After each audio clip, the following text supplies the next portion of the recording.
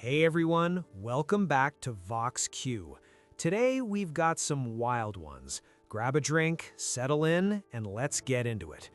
The first story starts with something that looks small on the surface, but once you see the pattern behind it, you realize someone was playing a very calculated game. So this one comes from a guy who works at a mid-sized logistics company. Nothing fancy, open office floor, shared project boards, and that weird corporate culture where everyone says things like circle back and touch base. He had been working there for about a year when a new coworker joined his department. We'll call her Jenna. At first, Jenna seemed normal, friendly even. She would stop by his desk and say things like, "Hey, can you send me the template you used for that report? Your presentation last week was really clear. I might borrow that format," which is pretty normal office stuff. But after about a month, something started feeling off. One morning, his manager calls him into a quick meeting. "Hey," the manager says, "just wanted to check in. Jenna mentioned some of the numbers in last week's report might have been incorrect." He was confused immediately because he hadn't even worked on that section. So he pulls up the shared document history. And that's when he notices something strange. The edits that changed the numbers weren't made by him. They were made by Jenna. He assumes it's just a misunderstanding, so he walks over to her desk. "Hey, Jenna, quick question. The finance numbers in the report, did you update those?" She doesn't even look up from her screen. "Oh yeah," she says casually. "I thought they looked outdated." He pauses. "Okay, but the manager thinks I changed them." She shrugs. "Well, you were the one presenting it." That moment right there set off alarm bells. But he lets it go, at least for the moment. Then 2 weeks later, it happens again. Another report, another issue, another quiet comment from management. And this time, he starts noticing the pattern. Jenna keeps making edits to shared files and then sending emails like this. "Hey team, I think there might have been a small oversight in the report, just flagging in case anyone wants to double check." Notice something about that wording? It never directly blames him, but it always implies responsibility. So instead of confronting her, he starts doing something smarter. He saves everything. Every document revision, every Slack message, every email thread.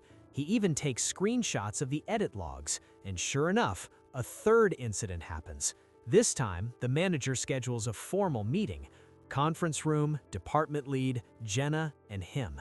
The manager opens with, "We've been noticing recurring issues with document accuracy." Jenna sighs dramatically. "I didn't want to say anything earlier," she says, "but it does seem like the same mistakes keep happening." The room goes quiet. The implication is obvious. The manager turns to him. "Do you have anything you want to add?" And that's when he slides his laptop forward. "Yeah," he says calmly. "Actually, I do." He pulls up the document history, zooms in, and reads it out loud. "Revision at 9:42 a.m., edited by Jenna. Revision at 10:15 a.m., edited by Jenna. Revision at 10:18 a.m., edited by Jenna." You could feel the air leave the room. Jenna immediately tries to recover. "Well, those were just formatting adjustments." He interrupts. "Actually, no." Then he opens the email chain, reads one of her messages out loud. "Hey team, flagging a potential oversight." Then he scrolls up and shows the timestamp, sent after she made the edits herself. Now the manager is staring at her, not speaking, just staring. And Jenna starts talking faster. "Well, I mean, technically we all collaborate on these documents, but the damage is already done." Because once management starts digging, they realize something even worse. This wasn't the first time. Apparently, 2 other employees in a different department had complained about something similar. Small mistakes, strange edits, emails that subtly redirected blame. Within 2 weeks, Jenna was gone. No announcement, no farewell email. Her desk was just empty one morning, and the guy who posted the story ended it with this line: "I learned something important. If someone is quietly trying to rewrite the story, make sure you're keeping the receipts." Now, if you thought that was messy, this next one is a completely different kind of chaos. This one starts with a friendship, the kind where you tell someone something deeply personal because you believe they're safe. The person posting the story had a close friend, let's call her Amanda. They had known each other for years, and during a rough breakup, she confided in Amanda about something she felt embarrassed about. It wasn't illegal, it wasn't dramatic, just something personal she wasn't proud of, the kind of confession that only happens when you trust someone completely. Amanda responded exactly how you'd expect. "Oh my God, don't worry about that. That's between us. I'd never repeat that." You already know where this is going. About a week later, she starts noticing weird comments from mutual friends. Nothing direct, just little things. One friend says during dinner, "Yeah, breakups can make people do impulsive things." Another friend gives her a strange look and says, "Are you okay lately?" And she can't figure out why everyone suddenly seems to know something. Until one night, another friend sends her a screenshot. It's a group chat, one she isn't in. And in that group chat, Amanda had written an entire paragraph explaining the private confession. Not just explaining it, mocking it. The message literally said, "I swear she thought this was some romantic movie moment." And underneath it were reactions, laugh emojis, comments, people discussing her private life like it was entertainment. When she read that screenshot, she said her hands started shaking. But instead of immediately confronting Amanda, she did something very controlled. She waited. 2 weeks later, one of their friends hosted a birthday party. Everyone from that group chat was there, Amanda included. At some point during the night, someone says, "Hey, we should play that game where everyone shares an embarrassing story." Amanda laughs. "Oh, I've got a good one." That's when the original poster stands up. "Actually," she says calmly, "I have one too." The room goes quiet. She pulls out her phone and starts reading. Here's a message from Amanda. She reads the entire paragraph from the group chat, word for word. Then she looks up. "Does anyone recognize this conversation?" The room goes silent. One friend immediately says, "Wait, how did you get that?" Amanda's face is pale. "Okay, I mean, that's completely out of context, but the damage is already happening, because now people are asking questions. You told everyone her private stuff? Why would you write that?" Amanda tries one last defense. "I was venting," and the poster replies calmly, "No, venting happens privately. You made it a group discussion."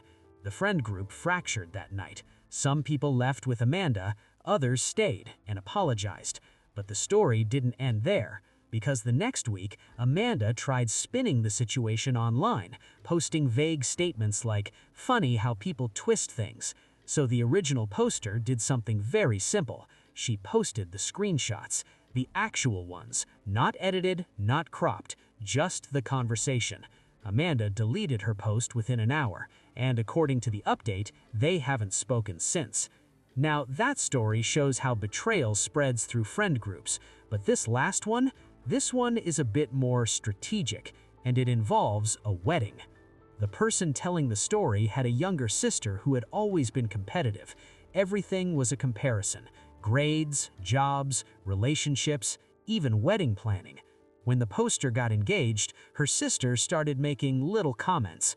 "You know, people mostly care about the open bar, right?" Or, "I mean, weddings are kind of overrated." Just constant passive negativity. Then, about 3 weeks before the wedding, the sister started acting suspiciously excited, talking about how her boyfriend had big plans. But the bride didn't think much about it until the wedding reception.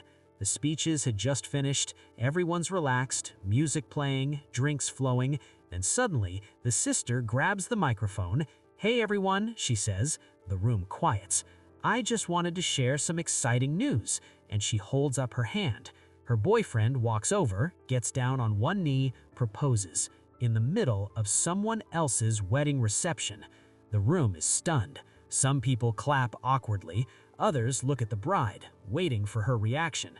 But the bride doesn't react, not immediately. She smiles, lets the moment happen, lets everyone process what just happened. Then, about 20 minutes later, she stands up, takes the microphone back. "Hey everyone," she says, "I just want to say congratulations to my sister." Everyone claps again. Then she continues, "But there's something funny about this." She turns towards the sister's fiancé. "You remember when you called me a few weeks ago?" The fiancé freezes, because apparently he had asked the bride for advice about proposing. He had wanted to do it before the wedding, but the sister insisted it would be more exciting during the reception. The bride continues, "I told him it might cause drama, but he said you really wanted the spotlight." The entire room shifts. People start whispering. The fiancé looks embarrassed, the sister looks furious, and the bride ends it with this: "Anyway, congratulations. I hope you enjoy planning a wedding without hijacking someone else's." The rest of the night was tense. Family arguments, awkward conversations, but according to the post, the sister never apologized. Now, if you step back and look at all three of these stories, there's actually a very specific psychological pattern running through them. Each one involves someone quietly trying to control the narrative. The coworker, editing documents and redirecting blame. The friend, spreading private information while pretending loyalty. The sister, creating a moment designed to steal attention. Different environments, same behavior pattern. It's what psychologists often call reputation manipulation. Instead of openly confronting someone, the person tries to reshape how others see them. Small edits, subtle comments, public gestures. Because if you control the story, you control how people judge the situation. But the interesting part? Every single one of these situations collapsed the same way. Receipts, screenshots, context. Truth tends to surface when someone keeps a record long enough, and when it does, the damage to the manipulator's credibility is usually permanent. Which is why the real lesson in these stories isn't revenge, it's awareness. Pay attention to patterns. Notice when someone's words don't match their actions, and if something feels off, start documenting. Because sometimes the most powerful response isn't arguing, it's letting the facts speak for themselves. This is VoxQueue, and around here, we don't just read the drama, we break it down. I want to know who crossed the line the most. Drop your take below. I read all of them. I'll see you in the next one.